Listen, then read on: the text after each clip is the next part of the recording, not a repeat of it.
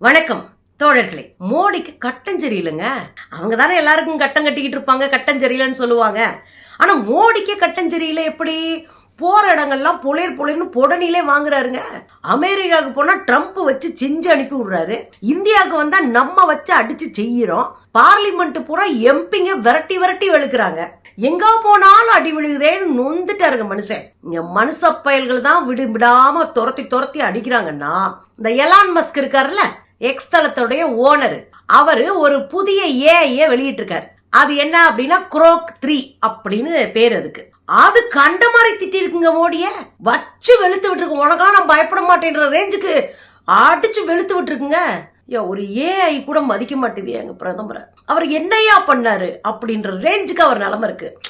இந்த பக்கம் பாத்தீங்கன்னா எலான் மஸ்க் மோடி மீது வழக்கு பதிஞ்சிருக்கிறார். மோடி அரசின் மீது வழக்கு பதிஞ்சிருக்கிறார். என்ன நடக்குதுங்க? அதுங்க ஓவரா ஆடக்கூடாதுங்க. ஆடாத ஆடுனா அடி விழத்தானே செய்யும். பக்கத்துல இருந்து குதிச்சா ரொம்ப அடிப்படாதுங்க. ஒசரத்துல இருந்து குதிச்சா மொத்தமா முடிச்சிரும். அதுதான் மோடிக்கு கிடைச்சிருக்கிறது. என்ன ஆட்டம் 400 அடிச்சு ஜெயிப்போங்க. கடைசியில 240 முக்கிட்டு நின்னுச்சு.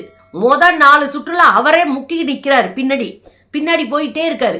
அப்புறம் ஏதோ அட்ஜஸ்ட் பண்ணி இந்த தேர்தல் ஆணையத்தினுடைய உதவியோடு ஏதோ ஒரு பொழப்பு ஓடிக்கிட்டு இருக்குன்னு வச்சுக்கோங்களேன். இங்க என்ன சிக்கல்னா, எலான் மஸ்க் இங்க பக்கத்துல இருக்கிற கர்நாடக மாநிலத்தினுடைய உயர் நீதிமன்றத்துல ஒரு வழக்கை மோடி அரசின் மீது போட்டிருக்காரு. அது மோடி நல்லவருனாரு, வல்லவருனாரு. மோடி இந்தியாவை நாங்க ஐநாவின் நிரந்தர மெம்பராக்குவேனாரு. கடைசியில பார்த்தா வழக்கு தொடுத்துட்டாரு. என்னையா வழக்கு தொடுக்கிறாருன்னா, அவர் கடுப்பாயி காண்டாயி அந்த வழக்கு தொடுத்திருக்காரு. ஆன்லைன்ல கருத்துக்களை பரிமாறிக்கொள்வதை தடை செய்கிறது ஒன்றிய அரசு.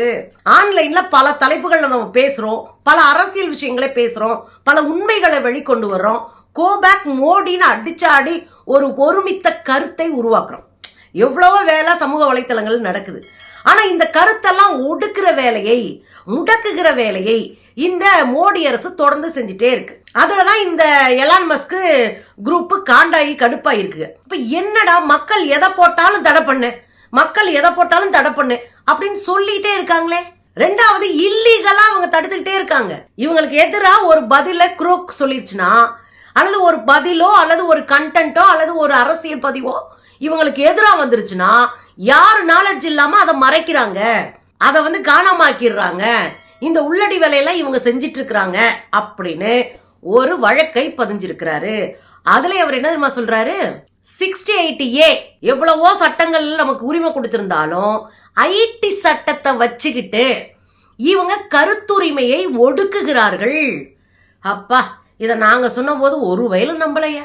அதொன்னு உங்களை மட்டும் குரலை வலிக்கிறாங்களா, குரலை நெரிக்கிறாங்களா, குரலை உடைக்கிறாங்களா அப்படின்லாம் கேள்வி கேட்டானுங்க. எலான் மஸ்க்கு புரியுது பாருங்க. உள்ளூருக்கு வந்த பிறகு என்னவா, குரல் வலை நெரிக்கப்படுகிறது. ஐடி செக்டார் இந்த சட்டத்தை கையில வச்சுக்கிட்டு, ஐடி சட்டத்தை கையில வச்சுட்டு, ஏற்கனவே அன்னை எல்முருகன் ஒன்றிய இணையமைச்சரானே ஒன்று சொன்னார், ஞாபகம் இருக்குங்களா? 6 மாசத்துல அத்தனை ஊடகங்களை எங்க கை கீழே இருக்கும், சமூக வலைத்தளங்கள் எங்க காலு கீழே இருக்கும் சொன்னாரு, ஞாபகம் இருக்குங்களா? அப்படின்னா என்ன அர்த்தம்? நாங்க ஐடி சட்டத்தை வச்சு இதையெல்லாம் ஒடுக்கி எங்க காலு கீழே பத்திரமா வச்சுக்கிருவோம். இந்தியா உண்மைய சொல்ல போனா அரசியல் சாசன சட்டத்திற்கு விரோதமா மோடி அரசு செயல்பட்டு இருக்கு. குறிப்பா பத்திரிகையாளர்களுக்கு எந்த பாதுகாப்பும் இல்லை. புடிச்சு அவங்க பாட்டுக்கு உள்ள போடுறாங்க. ஆடு மாடுகளை போல சிறைச்சாலைகளை தள்ளிட்டு இருக்கிறாங்க. கருத்து பொது இடங்கள்ல சொன்னா கூட அவன் கண்ட மாதிரி பேசிட்டு இருப்பான். அதெல்லாம் வேடிக்கை பார்ப்பாங்க. ஆனா நாம ஒரு கருத்தை சொல்லிட்டோம்னா அதை பிடிச்சி உள்ள தூக்கி போடுறது, கேச போடுறது, நம்மளை கோர்ட்டுக்கு அலைய விடுறது, இதெல்லாம் ரொம்ப நல்லா பார்ப்பாங்க. இத எலான் மஸ்க் சொல்றாரு. ஐடி சட்டத்தை பயன்படுத்தி எல்லா கருத்தையும் ஒடுக்க பாக்குது இந்த மோடி அரசு. அதுக்கு உதாரணமா இன்னொரு கேஸையும் சேர்த்து போட்டு விட்டுருக்காங்க. இந்த இது நடந்துச்சு சரிங்களா, கும்பமேளா நடந்த போது டெல்லியில அந்த ரயில்வே ஸ்டேஷன் முழுக்க பெரும் வெள்ளம், பெரும் கூட்டம், மக்கள் வெள்ளம். அப்படியே நிக்க இடம் இல்லாம மக்கள் திண்டாடினாங்க. போக வழி இல்ல. ட்ரெயினை உடைச்சாங்க, ஜன்னலை உடைச்சாங்க, கதவை உடைச்சாங்க, ஆளுகள் அடிச்சாங்க. நம்ம அதை தனியா ஒரு வீடியோவே போட்டிருக்கோம், உங்களுக்கு ஞாபகம் இருக்கும்னு நினைக்கிறேன். ட்ரெயின்ல ஏற முடியல, ட்ரெயின் பத்தல, இந்த கூட்ட நெரிசல்ல நிறைய பேர் இறந்து போனாங்க. இந்த செய்தி இந்த சமூக வலைத்தளங்கள்ல வெளியே வருது. பாருங்க, ட்ரெயின்ல ஏற போனவங்க இடம் கிடைக்காம இந்த ட்ரெயின்ல இந்த கூட்டத்தை சமாளிக்க முடியாம நிறைய பேர் அந்த சஃபகேஷன்ல செத்து போனாங்க. அந்த ஒரு மாதிரி படபடப்பா வரும்ல கூட்டத்துக்குள்ள நின்னோம்னா, அதுல நிறைய பேர் செத்து போனாங்க. இந்த தகவலை மறைக்க சொல்லுது மோடி அரசு. இந்த ரயில்வே துறை என்ன பண்ணுது, எலான் மஸ்க்கு ஒரு கடிதம் கொடுத்து ஒரு ரெக்வஸ்ட் பண்றாங்க, தயவு செஞ்சு இந்த இதெல்லாம் எடுத்துருங்க, யார் போட்டிருந்தாலும் அதை தூக்கி விட்டுருங்க அப்படின்னு எலான் மஸ்க் கிட்ட ரெக்வஸ்ட் வைக்கிறாங்க. அதுல அந்த எலான் மஸ்க் குரூப் காண்டாகி கடுப்பாயிட்டாங்க. என்னடா எதை போட்டாலும் வெளியே தெரியக்கூடாதுன்னு நினைக்கிறீங்க, 50 பேர் செத்தது உண்மைதானே, அங்க நெருக்கடியா இருந்தது உண்மைதானே, அந்த கூட்ட நெரிசல்ல செத்தது உண்மைதானே, ஏன் மறைக்கணும் அப்படின்னு கேட்டுதான் இதை எல்லாத்தையும் உள்ளடக்கிதான் இந்த கர்நாடக நீதிமன்றத்துல, உயர் நீதிமன்றத்துல வழக்கை தொடுத்திருக்கிறது எலான் மஸ்க் அலுவலகம். இப்ப வேற லெவல் ஆகி போச்சா. உடனே இந்த பாஜக சங்கிங்க அதெல்லாம் எலான் மஸ்க் பருப்பெல்லாம் வேகாது. ஏவா மோடி ட்ரம்ப்போடைய ஃப்ரெண்டு, என்னவா மோடி ட்ரம்ப்போடைய ஃப்ரெண்டு, அதனால இங்க எலான் மஸ்க் பருப்பெல்லாம் வேகாதான். கும்பிட்டீங்களா? நியூஸாவது வாசிக்க வேணாமாடா, ஒரு நியூஸாவது கேளுங்கடா. எலான் மஸ்க் ட்ரம்ப்போடைய பர்சனல் அசிஸ்டண்டாவே இருக்காரு, இப்போ க்ளோஸ் ஃப்ரெண்டு, பர்சனலா அவரோட பேசக்கூடிய அசிஸ்டன்ட் இவரு. அவருக்கு ஆலோசகராக இப்போ இருக்காரு அமெரிக்கால. இப்ப எனக்கு ஆலோசகர் ஒருத்தர் எனக்கு நெருக்கமானவரா இருப்பாரா, இல்ல ஏதோ ஒரு ஊர்ல எப்பயோ ஒரு காரணத்துக்காக அலுவல் நிமித்தமாக சந்திக்கிற ஒருத்தர் எனக்கு ஃப்ரெண்டா இருப்பாங்களா? இருக்குல்ல. அதுல ஒருத்தர் சொல்றான், அதெல்லாம் மோடி முன்னாடி எல்லாம் நிக்க முடியாதுன்னு வச்சு செஞ்சு விட்டாங்கல்ல. ஒரு பக்கம் வழக்குங்க, இன்னொரு பக்கம் இந்த குரூக் அப்படின்னு ஏஐ, ஆர்டிபிஷியல் இன்டெலிஜென்ஸ், அதாவது செயற்கை நுண்ணறிவு வைத்து ஒரு ஆப் தயார் பண்ணியிருக்காங்க. இது மனித மூளையை விட இதுவரை இருக்கிற தகவல்களை திரட்டி கொடுக்கும்ல இந்த கூகுள் மாதிரி, அதெல்லாம் விட 10 மடங்கு ஸ்பீடா இருக்கும் இந்த குரோக்கு.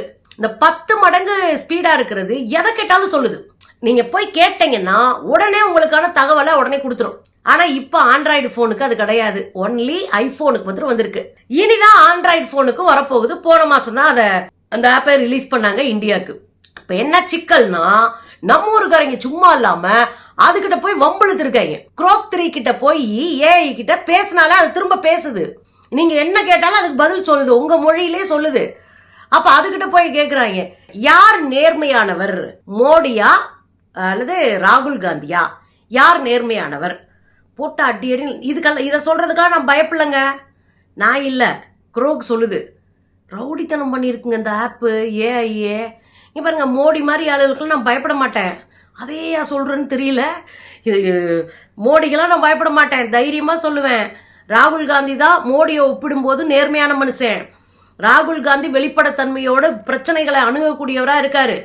ஆனா இவரு தன் பிம்பத்தை விளம்பரங்களின் மூலமாக கட்டமைச்சுக்கிட்டே இருக்காரு, தன்னை பத்தியே கவலைப்பட்டு இருக்காரு. மோடி நொந்திருப்பார்ல, ஐயோ ஒரு ஏஐ கூட எப்படியா தெளிவா தெரியுதுன்னு. அதுல இன்னொருத்தர் கேட்டிருக்காரு, ஏங்க முஸ்லிம்ஸ் இருக்கிறாங்க, ஆர்எஸ்எஸ் இருக்கு, யாருடைய ரோல் நாட்டில் ரொம்ப முக்கியம், யாருடைய பங்கு இந்தியாவுக்கு முக்கியமா இருந்துச்சு?